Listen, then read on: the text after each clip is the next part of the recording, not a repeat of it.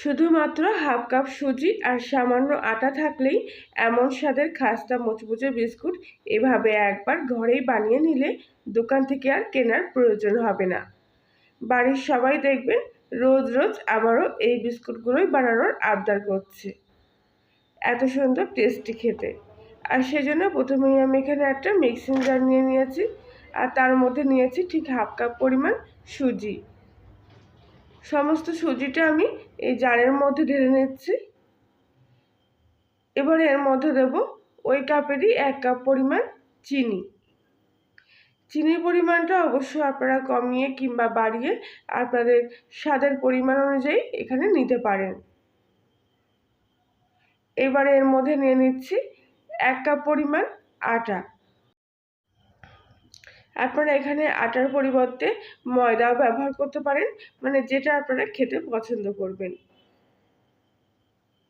এবার একটা এলাচের দানা এর মধ্যে দিয়ে দিলাম, এতে গন্ধটা খুব ভালো আসবে। এবার সব কিছু একসাথে এখানে গুঁড়ো করে নেব। খুব কম সময়ের মধ্যে হয়ে যাবে এইভাবে বানালে পরে, কোনো ঝামেলা ছাড়াই। সব কিছু গুঁড়ো করে নিয়েছি এখানে আমি। আর সুজিটা এইভাবে গুঁড়ো করে নেওয়ার ফলে সুজির যে দানা ভাবটা সেটা কিন্তু খুব সুন্দরভাবে মিলিয়ে যাবে। আর এই দেখুন কত সুন্দর এটা সব কিছু একসঙ্গেভাবে মিশে গিয়ে গুঁড়ো হয়ে গেছে। এবারে এই সমস্ত গুঁড়োটা আমি অন্য একটা পাত্রের মধ্যে ঢেলে নিচ্ছি। এবার এর মধ্যে সামান্য 1 চুটকি মতো লবণও দিয়ে দেবো, আর দিয়ে দিচ্ছি একদম সামান্য অল্প 1 চুটকি মতো বেকিং পাউডার। বেকিং সোডা নয় কিন্তু, বেকিং পাউডারটা আমি এখানে দিয়ে দিলাম। এবারে শুকনো অবস্থায় সব কিছু একসঙ্গে ভালো করে এখানে মিশিয়ে নিচ্ছি। এবারে এখানে আমি কিছুটা ঘি নিয়ে নিয়েছি। নর্মাল চা চামচের 3 চামচ মতো ঘি আমি এর মধ্যে নিয়ে নিলাম। অবশ্য ঘিয়ের পরিবর্তে এখানে সাদা তেলও আপনারা ব্যবহার করতে পারেন, তবে ঘি দিলে খাস্তা ভাবটা ভালো আসে। এবার ঘিয়ের সাথে খুব ভালো করে আটাটা এবং বাকি উপকরণগুলো ভালো করে এভাবে একসাথে মিশিয়ে নিচ্ছি। হাতের মধ্যে নিয়ে এরকম চেপে চেপে ভালো করে শুকনো করে ঘিয়ের সাথে আটাটা মিশিয়ে নিতে হবে। যখন পুরোপুরি ঘিটা একদম আটার সাথে মিশে যাবে তখন দেখবেন হাতের মধ্যে নিয়ে আসলেই কিন্তু আটাটা এরকম এক জায়গায় হয়ে আসছে। ঠিক এরকম হাতের মুঠোর মধ্যে নিয়ে আসলে এরকম এক জায়গায় হয়ে আসবে। এরকম করে ঘি দিয়ে খুব ভালো করে সুন্দর করে আটাটা মেখে নিতে হবে, তাহলে খাস্তা ভাবটা দেখবেন দারুণ আসবে। এবারে সামান্য সামান্য জল দিয়ে আটার ডোটা এখানে মেখে নেব। আমি এখানে সাধারণ নর্মাল টেম্পারেচারের জল দিয়েই কিন্তু আটাটা মেখে নিচ্ছি,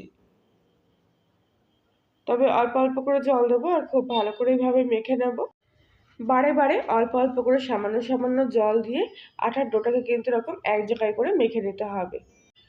এক্ষেত্রে কিন্তু সাধারণত যেভাবে আমরা রুটি করার জন্য আটা মেখে থাকি ঠিক সেরকম করেই মেখে নিতে হবে, খুব একটা বেশি শক্ত করে মাখার প্রয়োজন নেই। খুব ভালো করে এরকম চেপে চেপে আস্তে আস্তে মেখে নিতে হবে। যত ভালো করে মাখা যাবে ততই কিন্তু সুজির দানাগুলো খুব ভালো করে এর সাথে মিশে যাবে, তাই এরকম চেপে চেপে ভালো করে মেখে নিতে হবে। এই দেখুন মাখতে মাখতে কত সুন্দর একদম নরম সফট হয়ে গেছে। তো এই আটার ডোটাকে রেস্টে রাখার কোনো প্রয়োজন নেই। মাখা হয়ে গেলে এর থেকে সামান্য করে অংশ কেটে নিয়ে এক এক করে বিস্কুটগুলো আমি এই প্লেটের মধ্যে তৈরি করে নিচ্ছি। প্রথমে এরকম একটু লম্বা শেপ দিয়ে নিচ্ছি, তারপরে হাতের মধ্যেখানে রেখে একটু চেপে নিয়ে একটা কাঠি দিয়ে ওপর থেকে এরকম লম্বা লম্বা করে ডিজাইনগুলো তৈরি করে নিচ্ছি। খুব সহজ এগুলো বানানো, হাতের কাছে মাত্র কয়েক মিনিট সময় থাকলেই দেখবেন একসাথে অনেকগুলো তৈরি করে নিতে পারছেন। তো বাকিগুলো ঠিক আমি একইভাবে এখানে তৈরি করে নেব। তো এইভাবে তৈরি করা হয়ে গেলে আবারও ঠিক একইভাবে এখান থেকে সামান্য কিছুটা অংশ কেটে নিয়ে আবারও ঠিক একইভাবে এখানে বাকিগুলো তৈরি করে নিচ্ছি। এরকম একটা প্লেটের উপরে নেবেন, তাহলে গাটা কিন্তু খুব সুন্দরভাবে সমান হবে। যদি বিস্কুটের গাটা ফেটে যায় তৈরি করতে গিয়ে তাহলে কিন্তু দেখতে ভালো লাগবে না, তাই চেষ্টা করবেন যেন গাটা একদম সমান মসৃণ হয়। তো বাকিগুলো আমি ঠিক একইভাবে এখানে তৈরি করে নিচ্ছি।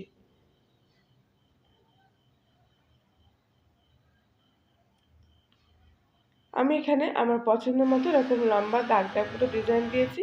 আপনারা কিন্তু আপনাদের পছন্দ মতো যে কোনো ডিজাইনের এই বিস্কুটগুলো তৈরি করতে পারেন।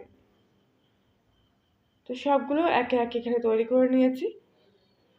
আশা করছি আজকের রেসিপিটি সম্পূর্ণ দেখার পর আপনাদের ভালো লেগে থাকবে। ভালো লাগলে প্লিজ লাইক, শেয়ার, কমেন্ট করে জানাবেন। তো এবারে কড়াইতে কিছুটা তেল নিয়ে নিয়েছি। তেলটা প্রথমে হালকা একটু গরম হতে দেব। এরপর গ্যাসের ফ্লেমটা একদম সিম আঁচে রেখে এক এক করে এই বিস্কুটগুলো আমি তেলের মধ্যে নিয়ে নিচ্ছি। একসঙ্গে খুব একটা বেশি করে দেওয়ার দরকার নেই। আমি যেহেতু এখানে ছোট কড়াই অল্প সামান্য তেলে ভাজছি, তাই প্রথম অবস্থায় 4টে করে ভেজে নিচ্ছি। আর তেলের মধ্যে দেওয়ার পর কড়াইয়ের তেলটা প্রথমে অবস্থায় এইভাবে ভালো করে নাড়িয়ে চাড়িয়ে নিতে হবে। এইভাবে নাড়তে নাড়তে দেখবেন বিস্কুটগুলো আস্তে আস্তে কড়াইয়ের থেকে উঠে এইভাবে ভাজতে শুরু করবে। তো কোনো কিছু দিয়ে নাড়াচাড়া না করে শুধু কড়াইয়ের তেলটা এইভাবে নাড়াচাড়া করতে হবে।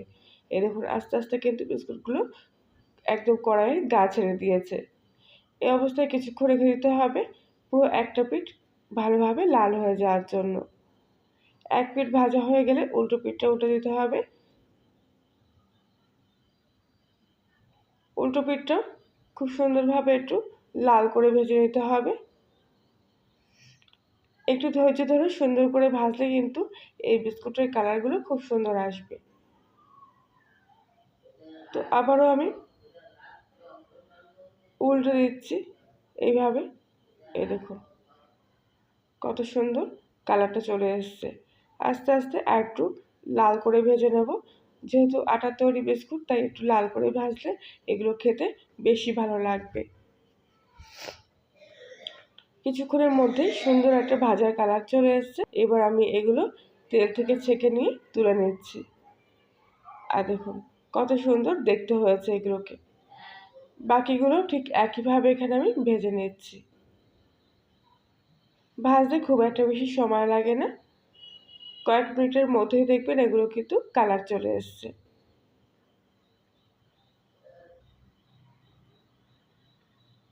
বাকিগুলো ভাজা হয়ে গেলে আমি এগুলো তেল ঝরিয়ে নিয়ে অন্য একটা প্লেটের মধ্যে এইভাবে পাতিয়ে নিচ্ছি।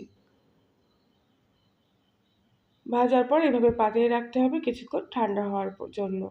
এগুলো ভাজা হয়ে গেলে একইভাবে আমি কড়াই থেকে তুলে নেব। তবে ভাজা হওয়ার পর কিন্তু এগুলো হালকা নরম থাকে, সেজন্য কিছুক্ষণ সময় দিতে হবে এগুলোকে পুরোপুরি ঠান্ডা হওয়ার জন্য। একদম ঠান্ডা হয়ে গেলে এমনি থেকেই এর খাস্তা ভাবটা খুব সুন্দরভাবে চলে আসবে। তো বাকিগুলো একইভাবে আমি এইভাবে তেল থেকে ছেঁকে নিয়ে তুলে নিচ্ছি। রোজকার মতো আবারও বলছি, আপনি যদি কলিনের রান্নাঘরে নতুন সদস্য হয়ে থাকেন তাহলে প্লিজ চ্যানেলটি সাবস্ক্রাইব করে দেবেন। আর পাশের বেল আইকনটি প্রেস করবেন নতুন কোনো ভিডিওর আপডেট পাওয়ার জন্য।